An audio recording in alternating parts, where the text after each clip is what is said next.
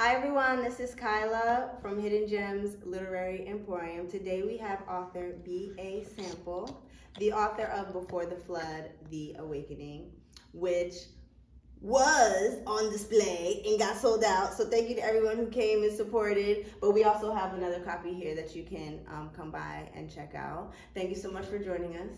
You're welcome. Okay. Thank you for inviting me. No problem. So to start, why don't you just introduce yourself? Tell us a little bit about your authorship and what inspired you to write this book.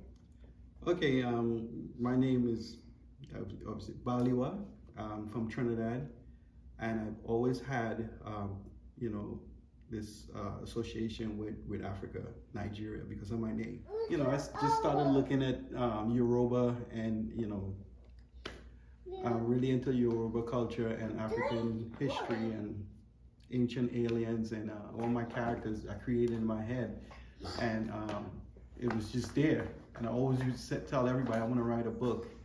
And one day, one of my friends, he just said, why don't you just write it? Stop talking about it, just do it. And I was like, you know what, you're right, I should just do it. So I started like searching on ways and how to write books, and I started following a couple of people on YouTube, and then I found a company, self-publishing, and it taught you how to write your book in 90 days. Wow. Tell your story, how to find a editor, how to find a designer, and put it all together. I have an audio book as well. Great. So I got it in 3 different platforms: digital, audio, and paperback. And I started on that journey. When I started on that journey, I was really determined, and I read a book called Miracle Morning, where it says get up early, start your day early, and I would get up 5 o'clock in the morning every day.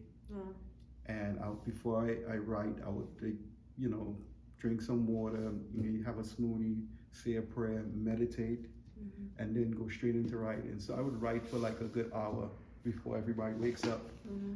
And I just continue just doing that. I just put it down on paper, didn't edit, just keep writing my story, creating my characters, and just like, I got help from friends as well, but it was just like a fun experience. I'm like, wow.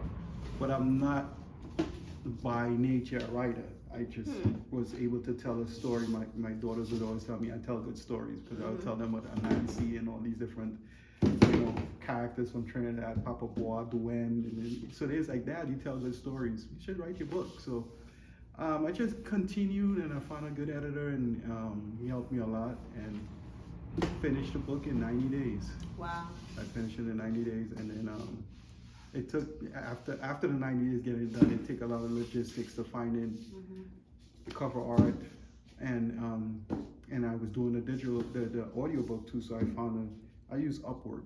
Okay. Find somebody on Upwork, great voice, and he didn't charge me that much. He did a great job, and he actually liked the book. He was like, man, I had fun with this one. yeah, he's like, man, I just wanted to know what's going on next. Like, wow. So I sent him a signed copy and everything. Like, he's really appreciative. My editor loves it. He says his wife was asking him, so what did Shango do today? And yeah, basically going on that, Shango, I use characters from, it's basically, I call it Before the Flood. So it's a time in history what I believe was before the flood happened, the Great Flood, the biblical flood. And I positioned my book in Africa, but I positioned the planet as a whole, Pangea.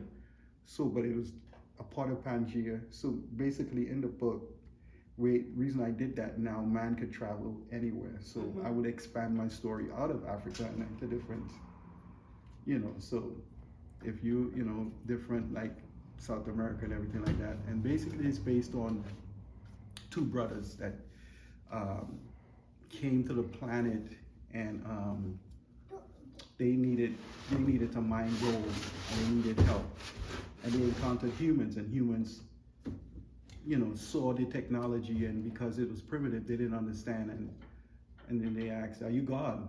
And they say, yes, I'm God. I'm the God of thunder, I'm the God of war.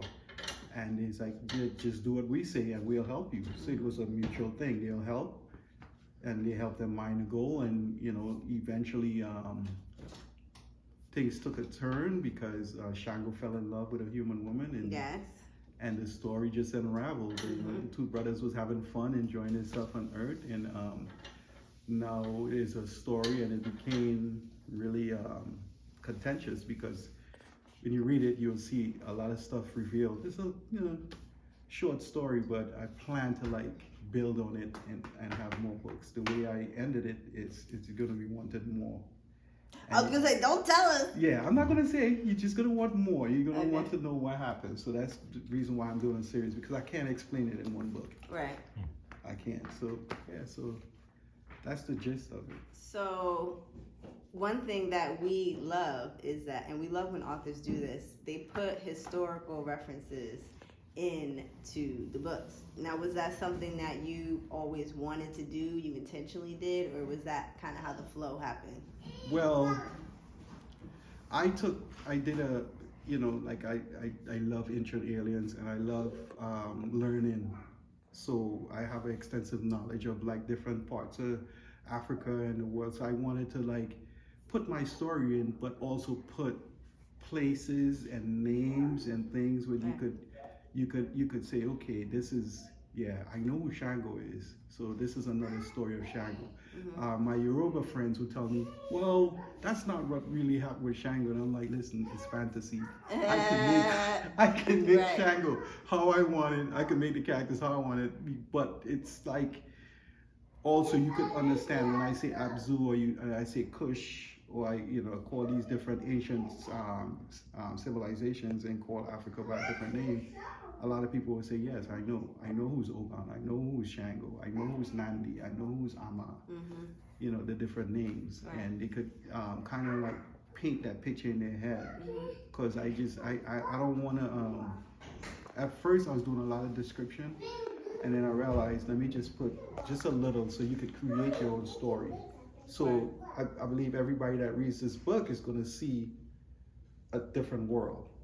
Right, the experience they have from reading it, they're gonna create their own world, and that's the thing I like. They create their own world. So some people be like, well, yeah, it's not like this, but listen, it's whatever you want, because you're reading it and you create it. And I don't want to tell you how it is, but you can imagine. And I just give a little bit of information, and you could just use the imagination and be like, wow, I wish I was in this world right now.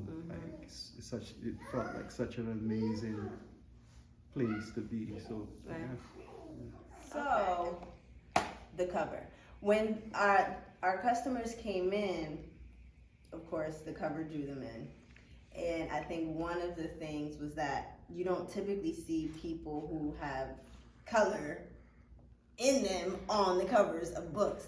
And so, but even the green and the vibrancy is just very attractive. Tell us about the artwork and how it came to be. Okay, so like I said, I went to Upwork, and I vet a couple of artists, and I got the first cover, and I put it on Facebook, and I said, what do you guys think about it? And everybody was like, no, I won't go with it. So I went back, and I found this lady. She was from Eastern Europe, and I just typed in, I said, this is what I want. I explained, and she sent this back immediately. I didn't have to edit it. She sent it back in a week. And I said I needed a little bit darker, but I told her the colors that I want because, with Africa, yellow and green. And I wanted red, but she couldn't incorporate red, but that was good. You'll never see Shango look like this, right? But I wanted it to appeal to a lot more than just the African audience. I wanted it to appeal to everybody. So a character like this, everybody would say, well, yeah, I could relate to that character. And this is Shango and Nefetari. Okay. Those, the two main characters in the book. The two main characters that have a love interest that's quite interesting. Yes. Right? Yes. Okay. I would like, so before I do this, is there a part or a scene in this book that you would say is your favorite? One of my favorite parts is because I did it with my ex. We actually did talking back and forth. So it's when Shango first met Nefetari, and they met in a ballroom, and he was really arrogant, and the way she handled him and just bring him right back down to earth, it was really funny. So a lot of people get a kick out of that, but there's a lot of different moments in the book that when I was writing, I was like, something is wrong with you. Something is really wrong with you, but it was coming. It was all coming to me. Like I said, it was like after I meditate and I go write, it's like a download. I was just getting do this. It's almost like I'm telling a story that truly happened before, and I'm just getting the information to write it. So I'm going to, and we typically do this here at Hidden Gems, when someone is trying to decide on a book that they like, or they're like, I don't know, of course we tell them to read the summary, but then we tell them to also just flip open and see if it catches their interest. So I just flipped open to the first page of chapter 17. And so I'm just going to read the first paragraph, and then maybe you can talk a little bit about it. Okay, so chapter 17. Many thought Dendaka was immortal, but the pains he felt in different and increasingly new places every morning told him otherwise. Mensa arrived at the opening to the mines of Abzu in the dead of night, accompanied by 6 of Ogun's most trusted bodyguards. Like Shango, Ogun had no need of the soldiers, but all the gods were vain and liked the pomp and prestige of personal protection. Dendaka knew everything: the princess's pregnancy, the rumors of infidelity, the story of the beating Shango had administered to Mensa. See, we didn't get that far yet when we were reading, so I'm like, what?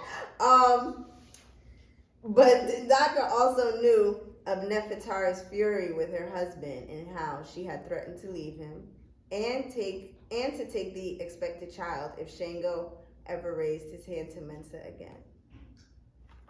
So that's a spoiler for us, because like I said, we didn't get this far, so now we know. Yes. So talk a little bit about that paragraph. So that is bringing Mensa. So Mensa is a character I just created at first to add fluff, right? He was a bodyguard, and after I keep writing about him and speaking to my editor, I added more to him. So, and then I would tell my daughters the stories, like, this is a part. And I'm like, listen, well, I'm gonna give some out here. Okay, go ahead. I'm gonna kill Mensa.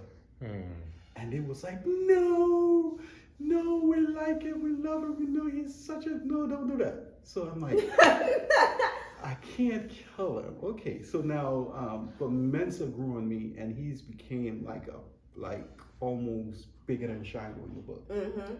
And this is a part of that changed his whole life. Something happened, and you read it, and this changes. So this is a turning point in the book where a lot of people was like, oh,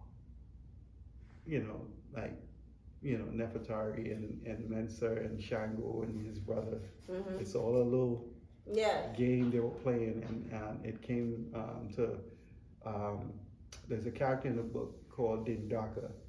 And he is like almost narrative, that he knows everything that's going on. He's a Magi, and he's like the eyes and ears, and he's the in between the gods. So he is given information. He really can't lie. So if you come and ask him something, he is going to tell you the truth. So all that. I don't want to give too much out. But Right. Yeah, I used the name generator from the writing program that I use. So you could just put in the region, female, male, African, West African, East African, and they'll spit out a whole bunch of names, and I use the name.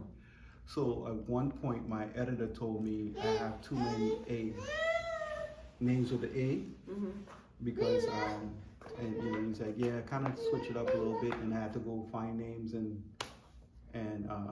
real African names in the book. So yeah, it gets challenging because every different character you got to find something that's unique or the readers could relate to. So And then the names are very unique, and I think people watching this video would like to know that they're actually real people. Yeah. And the reason why we do these interviews is because it's one thing to see the cover, to read the summary, and to say, oh, okay, be a sample. They might Google you or something, but then maybe not.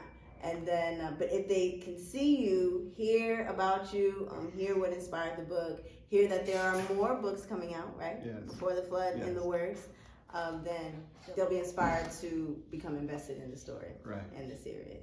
So where can people, first of all, buy your book and find out more about you? So my book is online with Amazon. That's it for now.